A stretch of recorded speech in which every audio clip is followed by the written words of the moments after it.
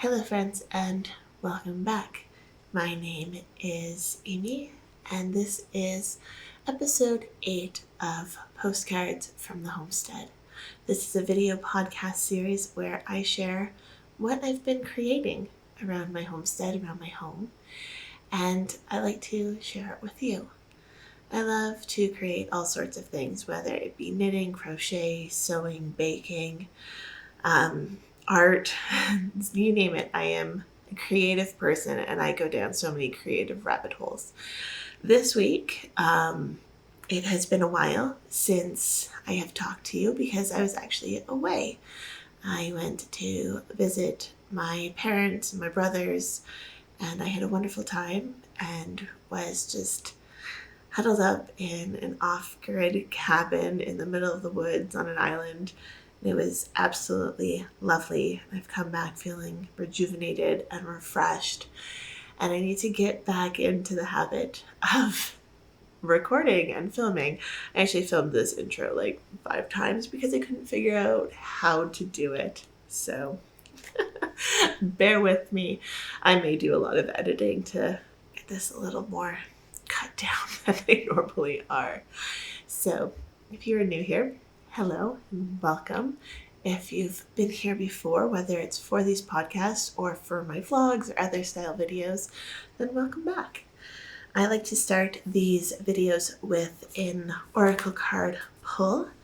Today I'm going to be using the Starseed Oracle by Rebecca Campbell, and the artwork, the beautiful artwork on this, is by Danielle Noel.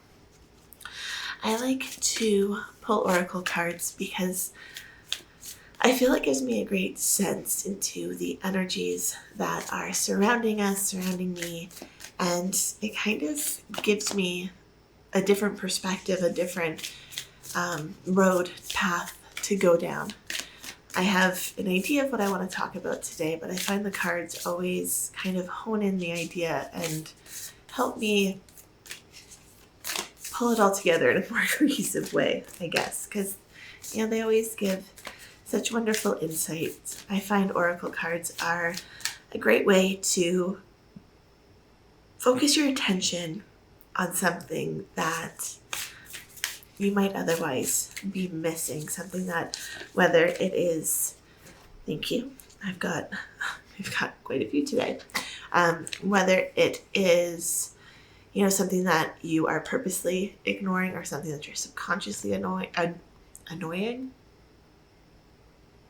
Freudian slip perhaps, something that you're ignoring. I love doing them. I find that they really provide guidance, is what I'm saying. So we have the card of Fall Into My Arms. And this says surrender, holding the opposites, extremes of life. And that's interesting because I was literally just talking about where I was. I live in a city with over 2 million people in it. And I live in a very densely populated neighborhood. And, I do my best with my urban homestead. But I would love to really be living an opposite existence. I would love to live in a small town. I would love to live on acreage and, have space. They don't. And I was just in Ontario visiting my parents, and, we were on a 10-acre island and we had space and it was lovely. So, sometimes we have to hold on to the opposites and we need to see the beauty in both sides. So surrender. Sometimes you have to surrender to your situation in order to see the beauty in it. And sometimes you need to surrender to the opposites in order to see the beauty in it. The next card that we have is Whale and Orca Elders. It's funny, I've been using this deck for quite a while. I feel like that's blown out by the light. Hopefully not. I've been using this deck for quite a while, probably 2 years now, and I've never pulled this card. It says, share your song, frequency of sound, diving deep. Again, it's another perfect message saying that I need to get into the habit of, when I was saying I need to get into the habit of filming more, I need to share my song. Now, I'm not a singer by any means, but perhaps you are. Perhaps you share your song through vocal talent, or perhaps you share your stories, whether it is through a video format like this or through writing. I feel like this card is just telling us that it is time to share our stories, share our work, as it might be, which will be important later in the podcast too. I love how the cards just kind of go along with what I had already planned on talking about. Then the last card is the Star Keeper. And I actually held on to this one till the end because it was the first one I saw and I thought it was absolutely beautiful. So the Star Keeper, the cosmic ancestor, seed the light by staying grounded. So whether we are exploring and surrendering to the opposites, to the extremes, whether we are sharing our song, our stories, it's about staying grounded in who we are and trusting that you are who you are meant to be, and that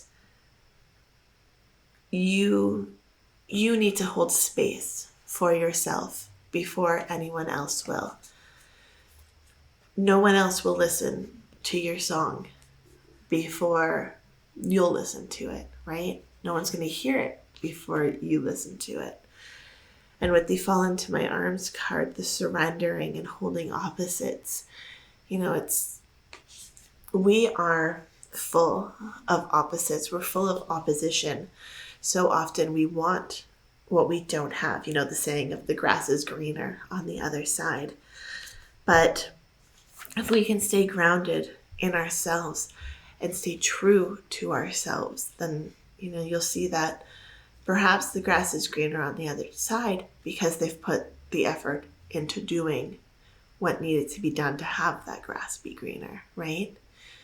Your neighbor's grass isn't green because of neglect. It's not greener because of, lack of care. They've put effort into maintaining it and to planting the right types of grass, to watering it, to mowing it, to taking care of it, right?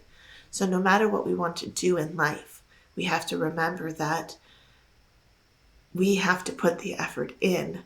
And in order to actually put the effort in, we have to be grounded in our ideas and understand where we're going. So, interesting. I love those messages. So, today's episode is about staying grounded, and also very convenient because I have a whole lot of socks to show you today.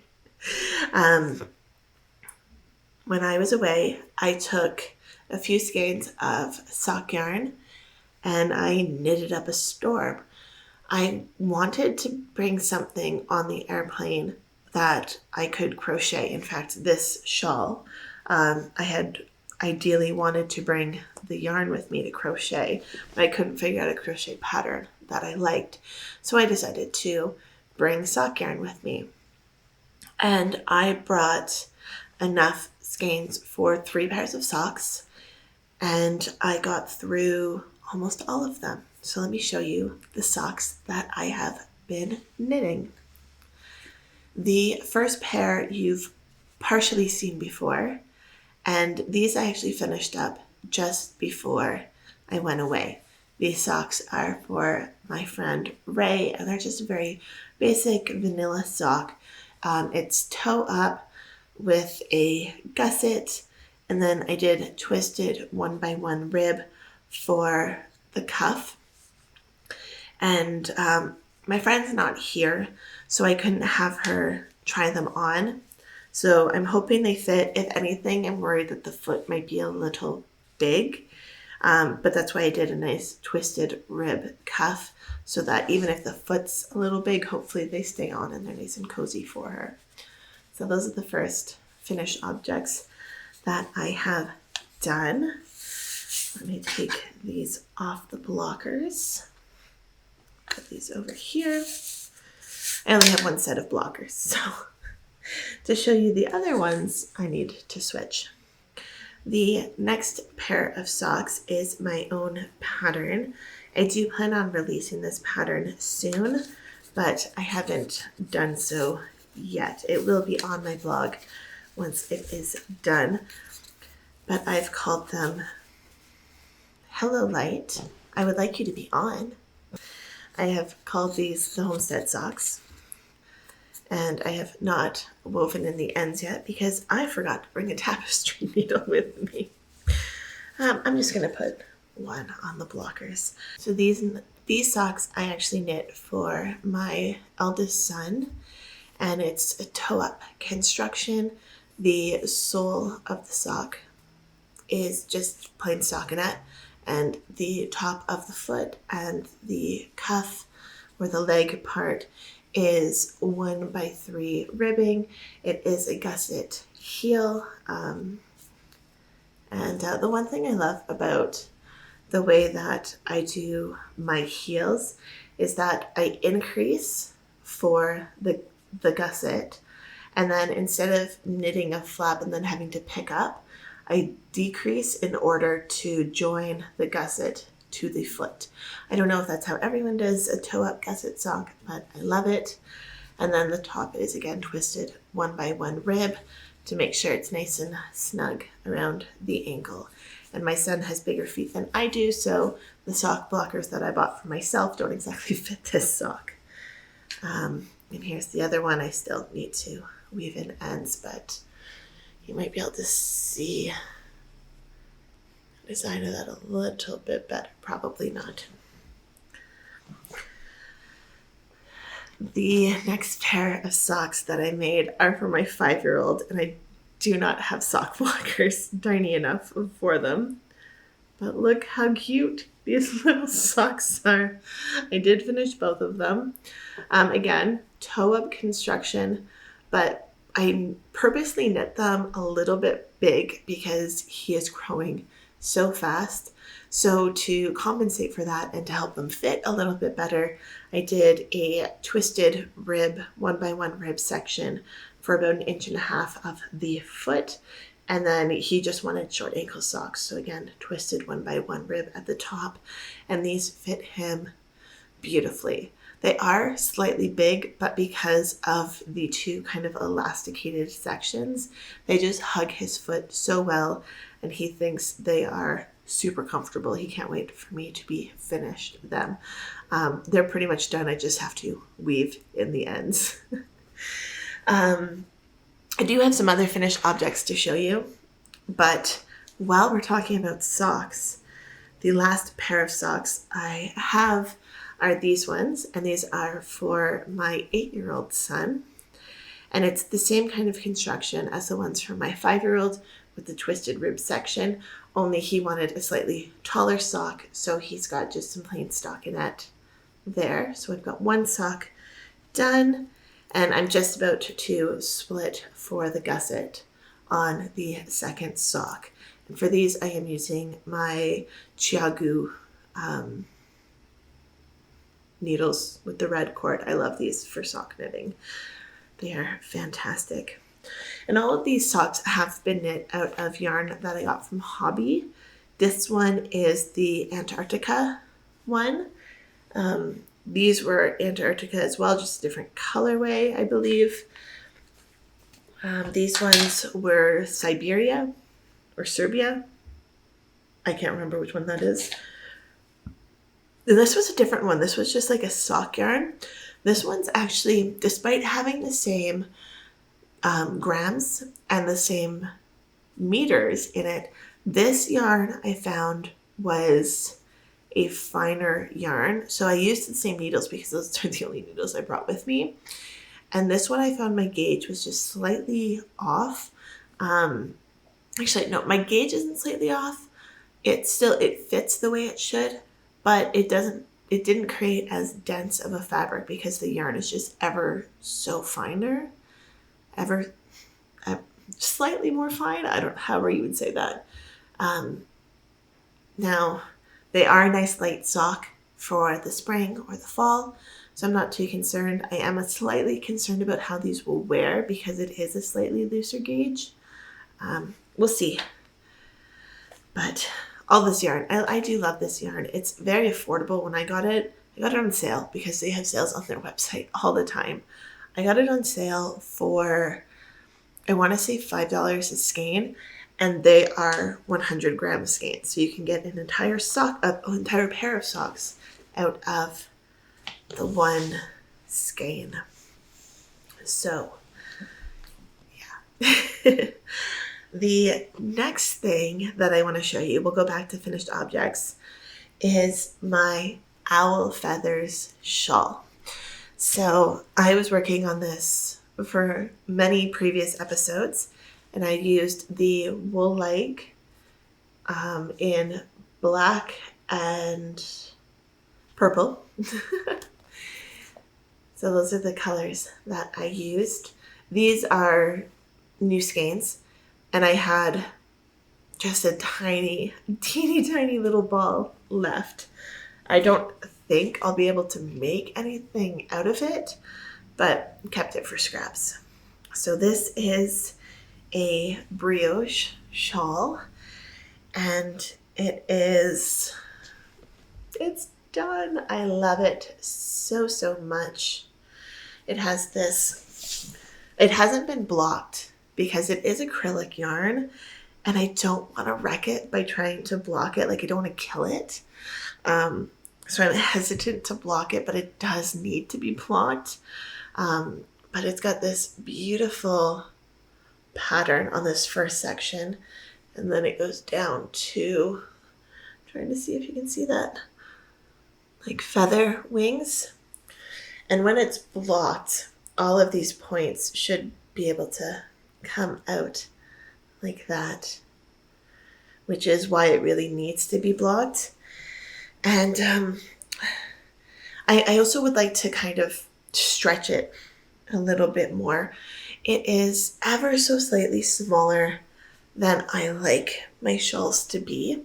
It is beautiful, and I can wear it like this. It's almost a little small to wear like this, but comfortable. Perhaps I need a shawl pin or something. I don't really want to tie it. I don't know. This is how I like to wear my shawls, like over my shoulders. And I find it's just slightly too big if I wanted to wear it kind of more like a scarf. I mean, it would be super cozy under a winter coat, and I do live in the foothills of the Rocky Mountains. So, winter will be coming shortly. So, I mean, I could wear it this way. My winter coat is teal, so it would look nice. But I feel like you lose a lot. Like, you don't get to see the beautiful, like, feather design when you wear it like this. So I don't know how I'm going to wear it just yet. If anyone has tips for blocking acrylic yarn without damaging the final piece, please let me know. This is what the reverse side looks like. So, love it. Let's just keep this on for a moment because it's slightly chilly today or tonight while I show you the next shawl. So this one is made with the Loops and Threads, which is the Michaels brand, Eco Calm stripes. And this is actually made from recycled plastic, which is what drew my attention to it. It's 60% recycled polyester, 15% acrylic, and 10% wool. I picked up 3 of these balls. They were on sale. That's a couple months ago now. They were on sale 3 for like $12 or something like that. It was a really good sale. So I picked up 3 with the intention of making a shawl for myself. And I figured I didn't need 3, but that was the sale, so you had to buy them. And they only had the stripes, and the only color that I really was drawn to was this one. But then I did so many different swatches, so many different tests. I have so many like little tiny pieces of shawls, just trying to find a pattern that I liked with this texture of yarn. It's like a roving style yarn, and it goes from thick to thin, but it's very fuzzy. And I really wanted to crochet with it, but I just couldn't find a pattern that I liked for a shawl with this. So I kept struggling, like I didn't know what to make. But then I went to Michael's because I needed new jewelry wire. I left my ring splints in Ontario. They're on top of the dresser. And so I went to Michael's because I wanted to get some new jewelry wire to make myself some new ring splints. I made the first ones too. And while I was there, of course, you gotta look for yarn. So I saw that they had the Eagle Calm in just a solid blue, which is a perfect match for the blue in this. And I thought maybe that's what I need for my shawl, to break it up, to make it for what I wanted. So I got 2 balls of this because that was all they had. And then I was like, I have way more yarn than I need, but I'll figure something out. I wanted to get 2 in case it ended up being predominantly this and not as much of this. This is what's left of the one skein, and this is actually the second skein of the stripes. I have used some of it, but not much. Maybe like 10% of this. It's quite squishy because there's no center in it anymore. I have used this. These are 200-gram balls, and this is probably like 160 maybe left. 180, I don't know. But I probably used this much out of this ball. Long story short. So what I ended up doing is I ended up knitting myself a shawl. And I actually knit this since I got back, because like I said, I went to Michael's after I got back to get more jewelry wire. So I didn't even work on this when I was gone. This was all here. So while I was gone, and actually it started before I was gone, but while I was gone, I really did some soul searching and work with connecting with my feminine energy, my, the inner goddess, as it would be. And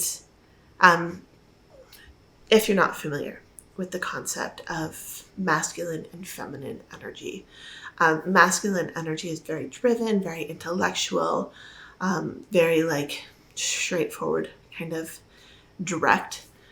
Whereas feminine energy is more creative, but it's also more chaotic, and it's nurturing energy as well. Now, we all have a balance of masculine and feminine. There is no, you're a man, so you're masculine, you're a woman, so you're feminine. There can be very, very feminine appearing ladies that are ruled by masculine energy, and there can be very masculine appearing men who are ruled by feminine energy.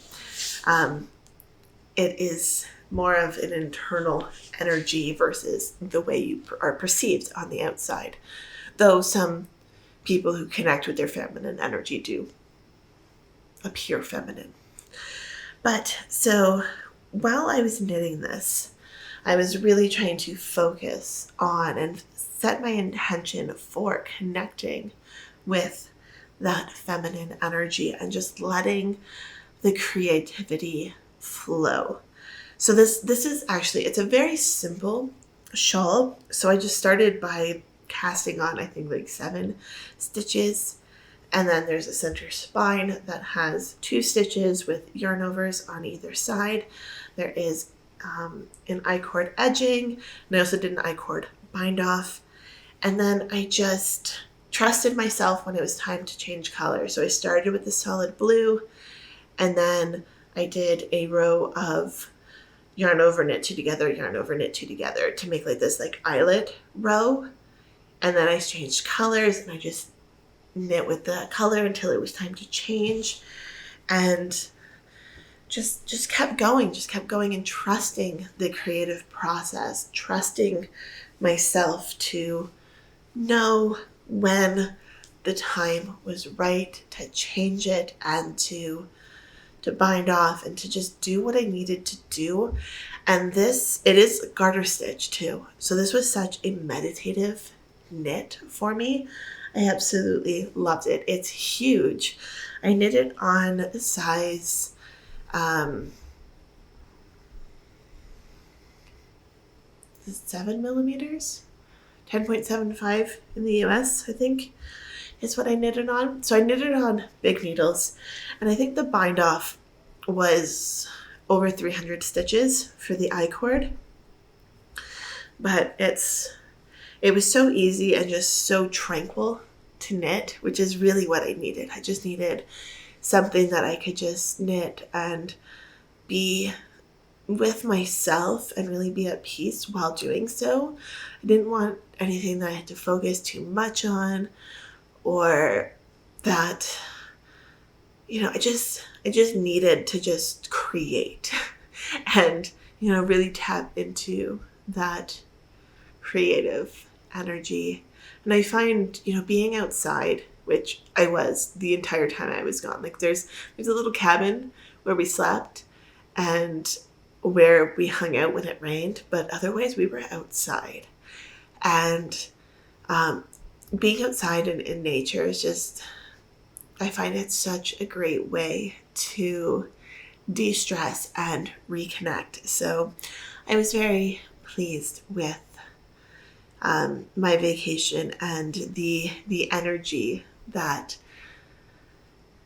I was able to come away with. It was very grounding. Going back to this, it was very grounding, so incredibly grounding. Seed the light. I really felt that I was allowing myself to not so much plant something, but really gather the seeds to be able to plant something for myself, to create something for myself. Before I went away, I found that I was really stagnant in terms of ideas and creativity, and, just was feeling very stuck, which is what started my goddess and inner feminine energy kind of search. So going away, it really helped me to connect with that energy, and then coming home and being able to just like it. I love the idea of Craftmagic and putting your intention into creating something. And this shawl really, I feel like, embodies it. There's nothing really spectacular about the pattern or the stitches, or even my tension is not necessarily great on this. There's nothing wrong with my tension, but it's not spectacular by any means. Because it's just, it's garter stitch on large needles, and that's not something I'm used to doing. Like you saw, like this is a fingering weight shawl. This is what I knit last besides all those socks, which is fingering weight. So it's, going from a size 2 needle to a size 10-ish needle is quite a difference. But it didn't matter. It wasn't about perfection. It wasn't about, there are so many mistakes in this shawl, just because sometimes the eyelet rows was off count. I also, close to the end, decided that I wanted it to be, the wingspan to be longer than it was. So I was doubling up increases on the wingspan so that the center didn't get too long, but the wingspan got longer. I digress. It's a hot mess if you actually look up close to it. But the feeling I get with this shawl, and the feeling that it was so meditative. So this feeling, just as I was making it, and then the feeling that's come out of it, has been worth it. So now it's like my cozy goddess hug of a shawl. So I love it. It also kind of reminds me of mermaids, the color. So water. But speaking of goddesses, I didn't bring too many books with me. I had my e-reader, which has hundreds of books on it, but I did bring this book, which is Women Who Run with the Wolves. I think I've shown this on this channel before, but this is Myth and Stories of the Wild Woman Architect. So I was reading a few of these, and again, just talking about that feminine power and harnessing that energy within all of us. So if you're looking for something to kind of get you going on tapping into the feminine, highly suggest this book. All the books and everything I talk about will be listed in the description box below, because I'm going to warn you, there are some books coming up. There are a lot. Let's go. I'm going to show you this too. I was going to show you some acquisitions later, but since we're talking about goddess energy now, I'm going to show you this. I actually just bought myself this. I haven't opened it. It's still in the shrink wrap, so unfortunately I can't show you the cards because I am going to do an unboxing of this over on my other channel. But this is Goddess Power Oracle, which is by Colette Baron-Reid. She is one of my favorite Oracle deck creators. I love her work. But this says, the goddess is calling you to open up and reconnect with the universe in all her forms. The feminine aspect of the universe is rising to restore balance in the world. Will you answer the call and receive her guidance? Who could we become if we knew how to reclaim our true power? So this is just, I bought this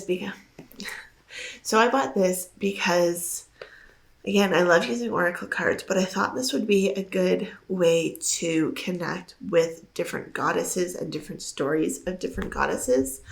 Now, there are 52 in here, and they do span a lot of different cultures, so I don't even know who all of these are, and I'm excited to be able to pull a card and learn about the different goddesses and their different stories. So this, if you want to connect with more goddesses, again, whether it's the wild woman archetype, or whether it's goddesses, something like this. There are a lot of different goddess decks. I just chose this one because it was Colette Baron-Reid. But you may be able to learn a bit about this. You may be able to learn more by doing something like this. So I'm excited to open this deck and work with some goddesses while all snuggled up in my shawl.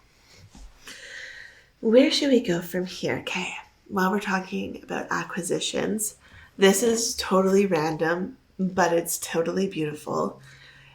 And it is a Thomson calendar. Tom Thomson is my favorite artist. You potentially have never even heard of him, but Tom Thomson, if you've heard of the Group of Seven, which is a very popular Canadian art group,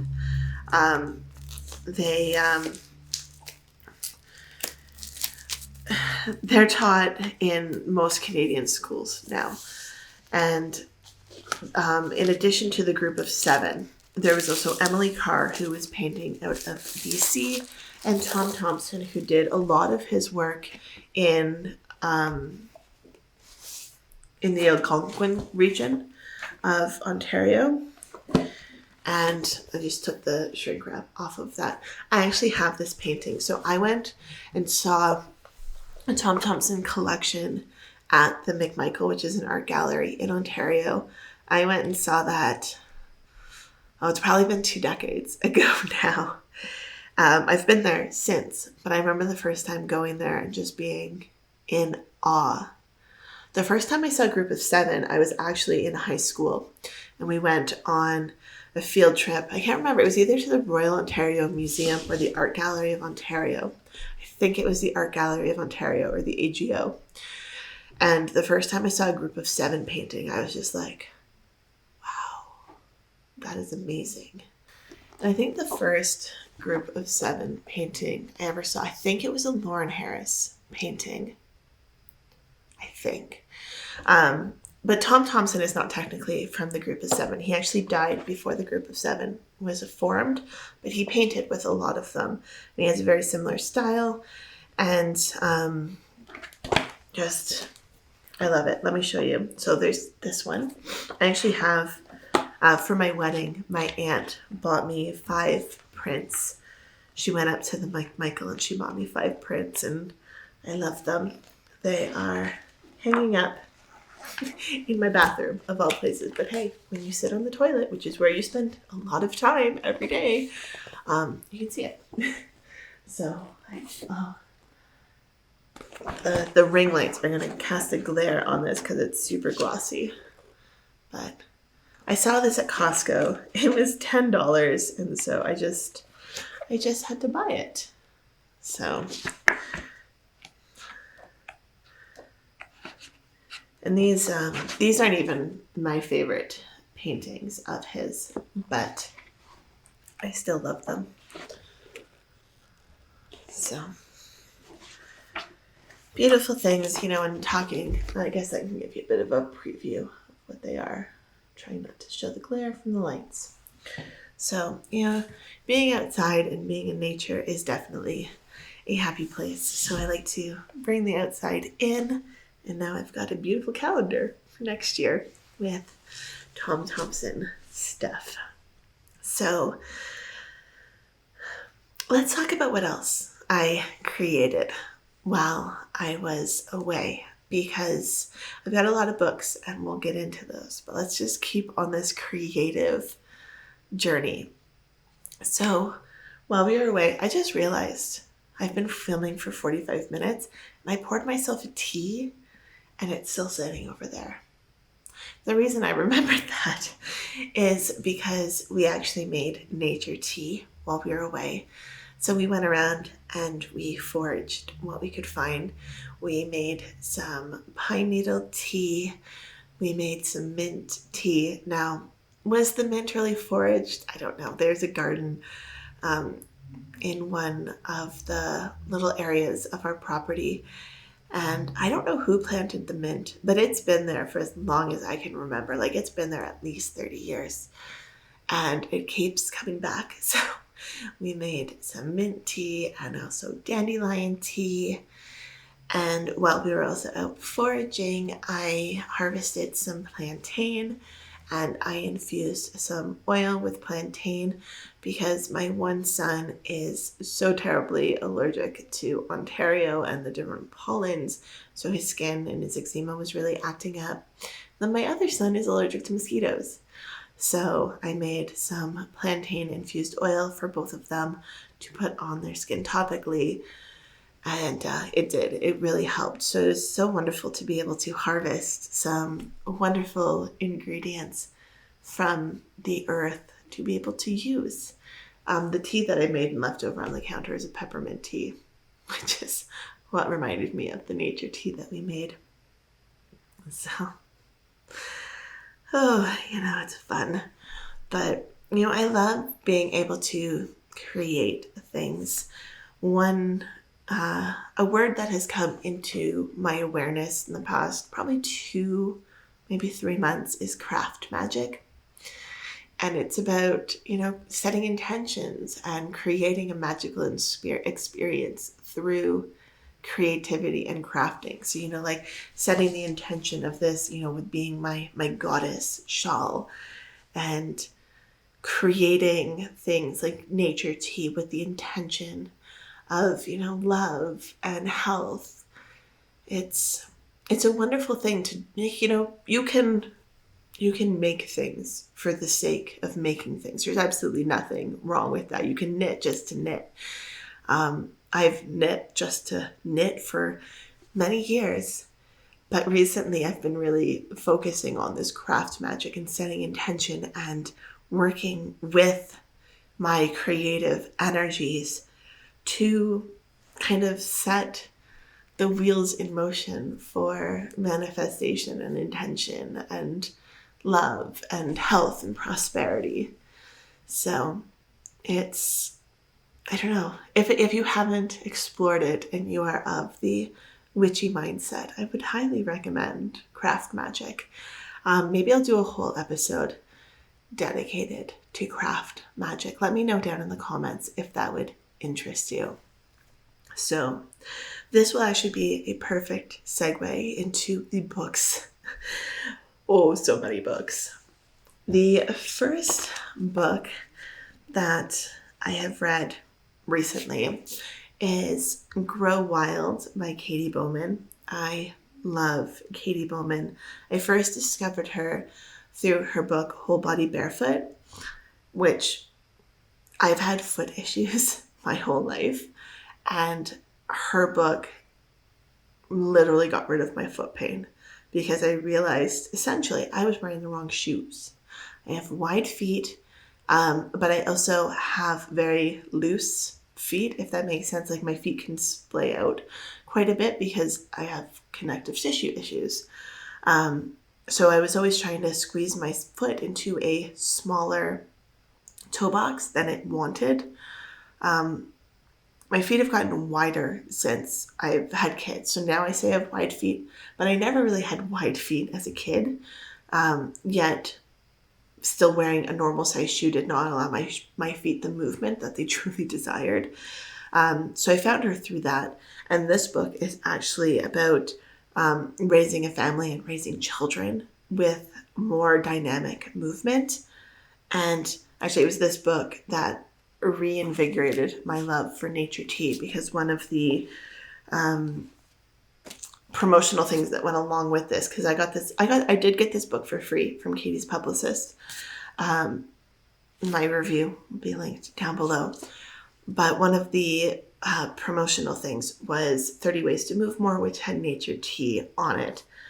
And again, it's mentioned in this book. And it's wonderful. It's full of beautiful pictures and just, getting out, making it's, I don't think she ever uses the term finding the magic in the mundane, but it totally is. She could totally use that as well. Look at this little one. Oh, raspberry picking with her little basket. So cute. Apple picking, hopscotch, so many wonderful, wonderful things. But finding little ways to move more, whether it is cooking from scratch or harvesting food from your garden or foraging or even walking to the grocery store. We have our own little garden. Not big, but we have cherry tomatoes that we can go out and harvest. We have green beans. We have sugar snap peas. We have zucchinis. I've grown a whole bunch of calendula. We've been harvesting calendula almost every day. So even just doing that to get more movement into your life, it's a wonderful book. Whether you're a parent or not, it might give you some ideas on how you can move your body just purely as an adult. So there is that book. And then earlier, if you remember, I was talking about, sharing your song, sharing your work. Another book that I read while I was away was called, I'm opening my Kindle, was Show Your Work by Austin Kleon. I got another book of his. There's his name. But this was a wonderful book, and it's about creative people and using your creative power to create the life of your dreams, really. It's a different way to market yourself, a different way to promote yourself as a creative entrepreneur. And that was one thing that I found was, I'm going to say it was holding me back, was because I was trying to think my way through how I could promote my blogs and how I could promote my YouTube videos and all of this. And it just didn't feel genuine to me. And I don't want to sound conceited in what I'm going to say, but there's a Steve Martin quote. I think it was Steve Martin. And the quote is, "Be so good that they can't ignore you." I'm like, that's what I need to do. I don't need to market myself. I just need to be so good that they can't ignore me. But part of that is that you actually have to practice and you have to share and you have to create. You know, people can't find you.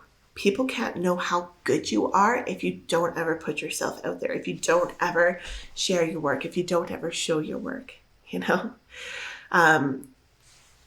I don't even know how many videos I have made and then decided that they weren't good enough, and I just deleted them and they never saw the light of day. And thinking back, it's like, I should have edited them. I should have used it as practice and I should have put it up. Because even though they weren't at my standards, which I know my standards are way too high, I am totally a perfectionist. You know, like my lighting setup's never good. My audio's never good enough. Though I did get a new microphone. I never had one. I got a microphone. So I hope you enjoy the audio quality. But you know, we can always grow. We can always improve. But we can't do that if we don't ever try. And if we don't ever start, we'll never know where we are to begin with. So, where's the whale card? So if you have a song to sing, if you have a story to tell, if you are a creative type, I would highly recommend that book. Again, it was called Show Your Work. And let me go back to the front cover so that you can see it. I don't know if that will show. Yep, there we go. So I have the ebook version of that because the one from my library was not going to arrive in time before I left, and I really wanted to read it while I was away. Very simple read, very quick read, really enjoyed it. The other book that I read while I was away was called The Lost Art of Reading Nature Signs. And this one was by, let me go back to the beginning of the book. The downside about reading on a Kindle is that you're at the end of the book when you're at the end.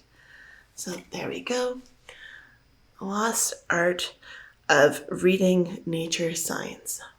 And this, again, it was great. It was about being out in the woods and understanding your surroundings and using your surroundings to navigate and, you know, predict the weather, to locate water, to do survival.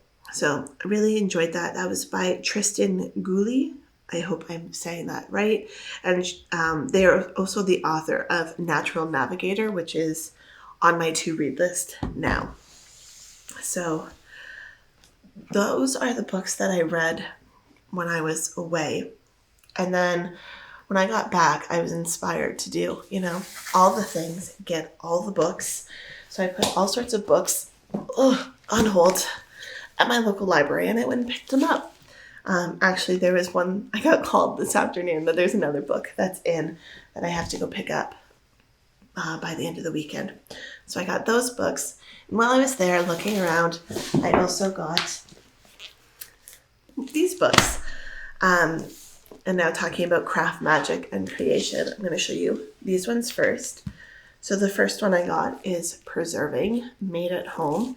And so this is just, you know, it's about preserving your harvest and, you know, canning and freezing and making sauces and all sorts of stuff. So I'm excited to look through this book and try some things. I plan on sharing some of the things that I find in these books on upcoming vlogs. So if that interests you, please hit the subscribe button so that you don't miss out when those videos go up. The next book I got is Bake Good Things. And now we have already tried a recipe from this book. It was an apple crumble recipe we really wanted something sweet, and I didn't have too many ingredients because we had just gotten home. But I did have apples, and I had everything to make a crumble. And look how delicious that looks. And let me tell you, it tasted so good. I didn't film that because, again, I was just like, we just wanted a sweet treat. So we made that. And then I also got this book by Ina Garten, The Barefoot Contessa. We don't have cable or anything, so I don't have the Food Network now. But I remember in the past just absolutely loving her show. So when I saw this, I was like, oh, I want her cookbook. So I got it. It's modern comfort food. And again, I will be going through this and sharing some wonderful recipes and, maybe how I tweak them. But okay, Brussels sprouts pizza carbonara. Delicious. That looks so good. We're actually having pizza tomorrow, but I don't have Brussels sprouts. And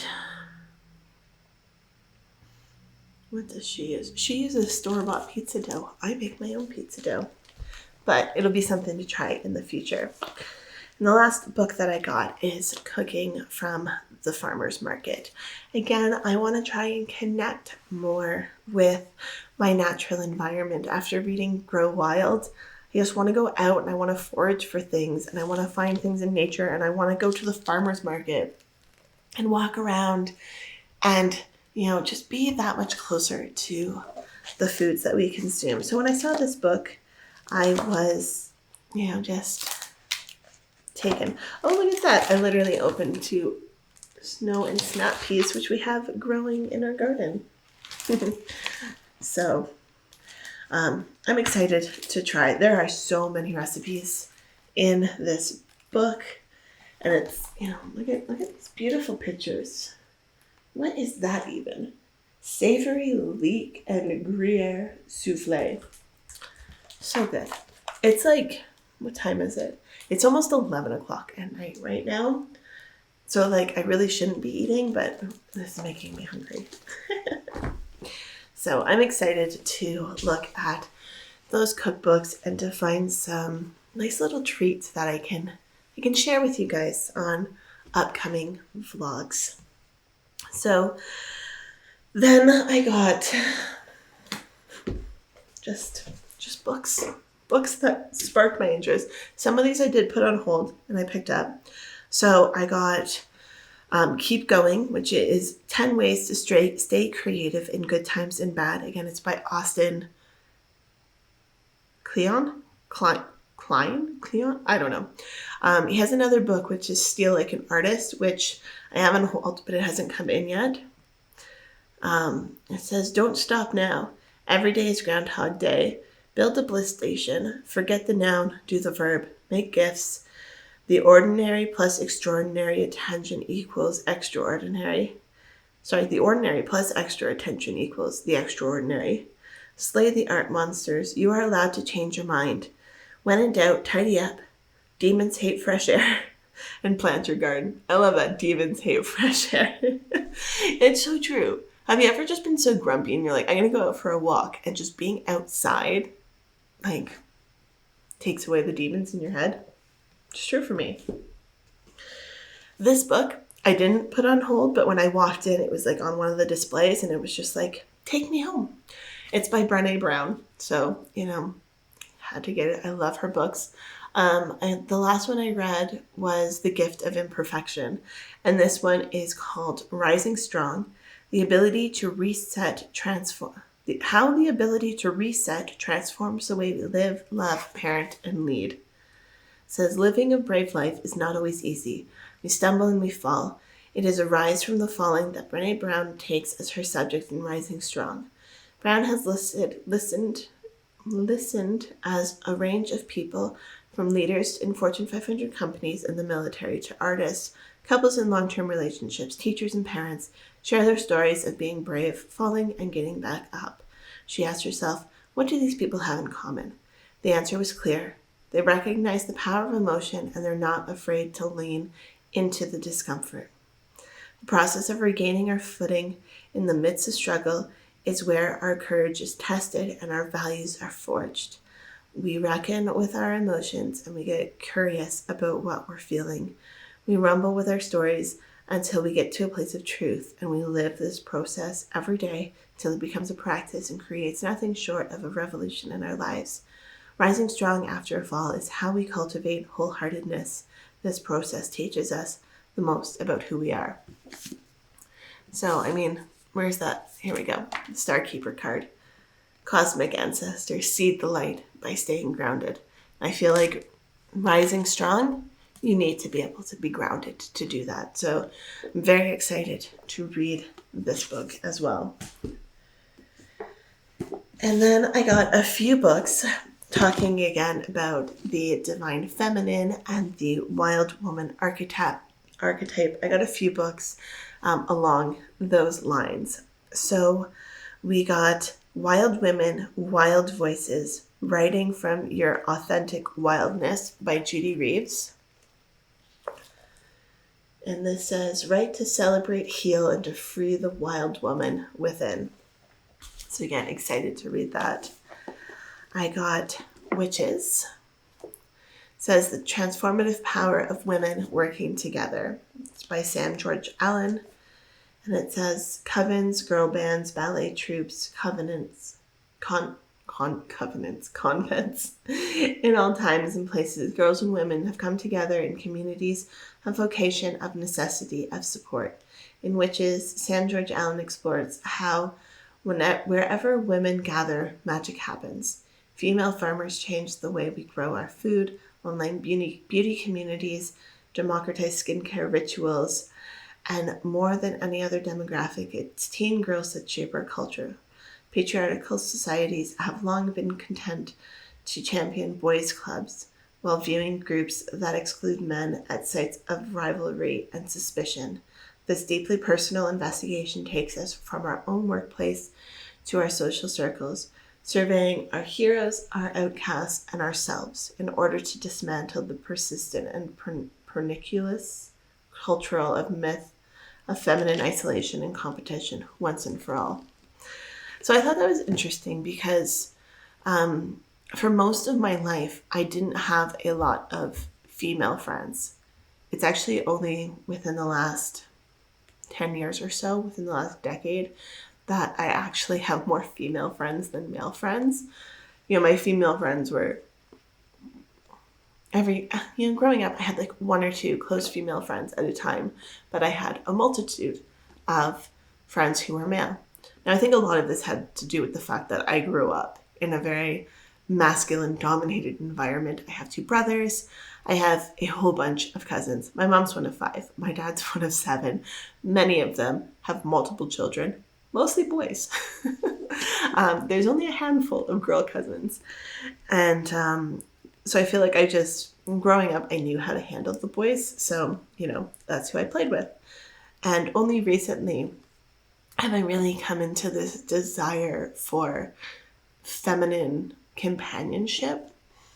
And actually last year, just before COVID, I started a women's circle, and hopefully we'll actually get it up and running and really connect soon.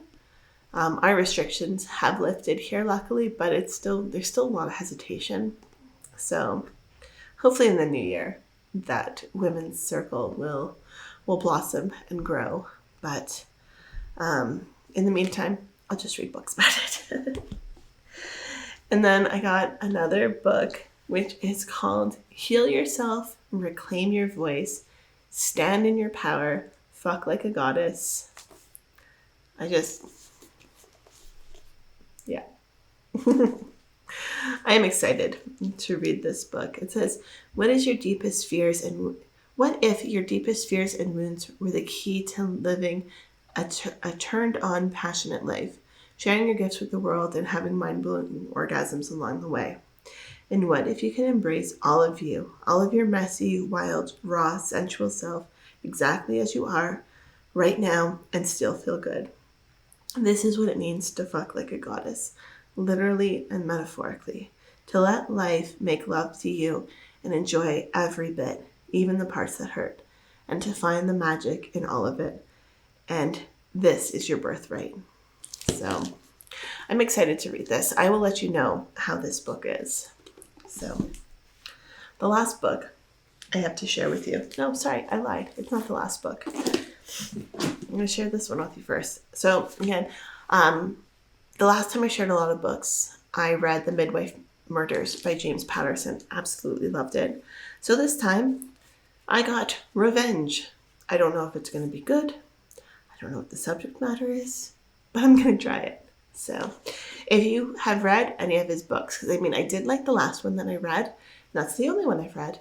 But if there's any titles that you think I would like, please let me know so I can pick them up. This, again, was just on a display. I recognized this name, so I picked it up.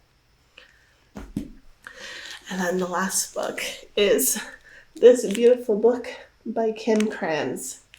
Kim Krans creates amazing tarot and oracle cards. She also has lovely books. She has some great kids books, and I wish they had come out when my kids were little. By the time I heard about them, I had borrowed them from my library, but my kids were too old for them. They didn't enjoy them, but it was like, oh, I want another baby just so I can buy these books. But this is Blossoms and Bones, Drawing a Life Back Together, a graphic memoir by Kim Krans of The Wild Unknown. And it's just... And it's just beautiful. Chef's kiss. I love this. This is kind of the artwork that she's known for. And it's just, I can't wait to read through this. I'm so excited. Look at that. How gorgeous is that, right? Like, look at that. It's so beautiful.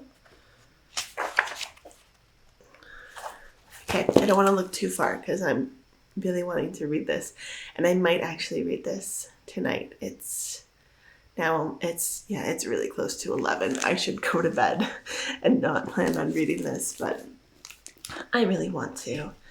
And you know, when sometimes you just feel inspired to do things. Sometimes you just feel the need to pick up a certain book or a certain hobby or a certain yarn, right? You don't know why you need something in the moment, and then you transform it and you turn it into something that is absolutely beautiful and that soothes your soul and just breathes new life into you, right?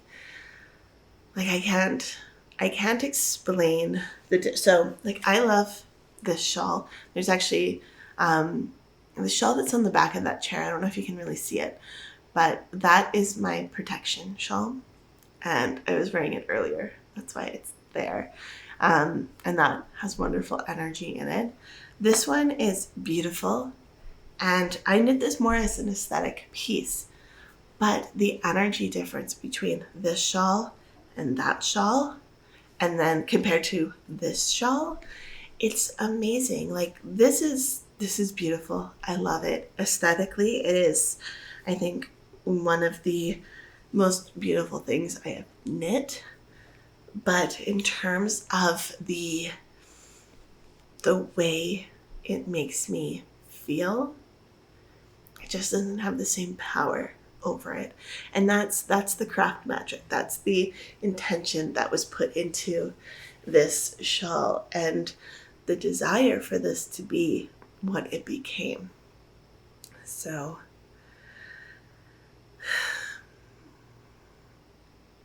I hope you understand what I mean by that. I know some of you are probably thinking that I'm total nutso, but honestly, probably the people who think that have long since clicked off of this video.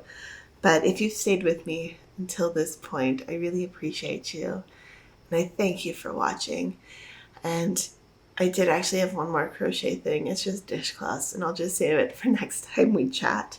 So if you want to know more about Craftmagic, or if you want to see what I create in upcoming vlogs, please make sure to hit that subscribe button.